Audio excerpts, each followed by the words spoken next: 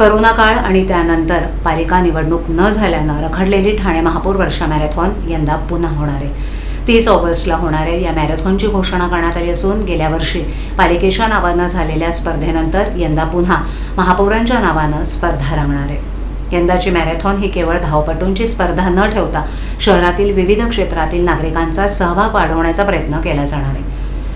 ठाणे महापौर वर्षा मॅरेथॉनची तारीख अखेर निश्चित झाली असून ठाणे महापालिकेच्या वतीनं आयोजित करण्यात येणारी 32वी महापौर वर्षा मॅरेथॉन रविवारी 30 ऑगस्ट रोजी होणार आहे। तब्बल 7 वर्षांनंतर ही स्पर्धा पुन्हा होत असल्यानं ठाणेकरांमध्ये उत्साहाचं वातावरण आहे। या मॅरेथॉनच्या आयोजनाबाबत ठाणे महापालिकेच्या कैलासवासी अरविंद बेंडसे सभागृहात महापौर शर्मिला पिंपळकर यांच्या अध्यक्षतेखाली सोमवारी बैठक झाली।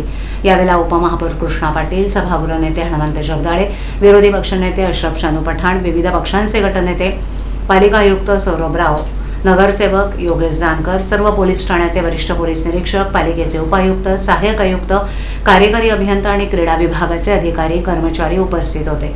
ठाणे महापालिका आणि ठाणे जिल्हा ॲथलेटिक्स असोसिएशन यांच्या सहकार्यानं ही स्पर्धा पार पडणार आहे।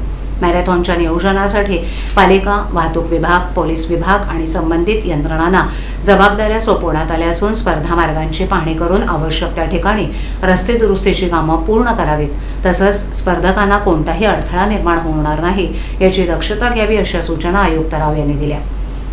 मॅरेथॉनच्या दिवशी वाहतूक व्यवस्थेचं योग्य नियोजन करण्याबरोबरच शाळा आणि महाविद्यालयांमधील विद्यार्थ्यांचा मोठ्या संख्येनं सहभाग वाढवण्याच्या दृष्टीनंही नियोजन करण्यात येणार आहे। पालिका शाळांमधील विद्यार्थ्यांच्या ने-आणीसाठी परिवहन सेवेच्या बसेस उपलब्ध करून देण्याच्या सूचना त्यांनी दिल्या आहेत। स्पर्धेसाठी आवश्यक असलेल्या सर्व परवानग्या वेळेत घेण्याचे निर्देश त्यांनी संबंधित अधिकाऱ्यांना दिलेत।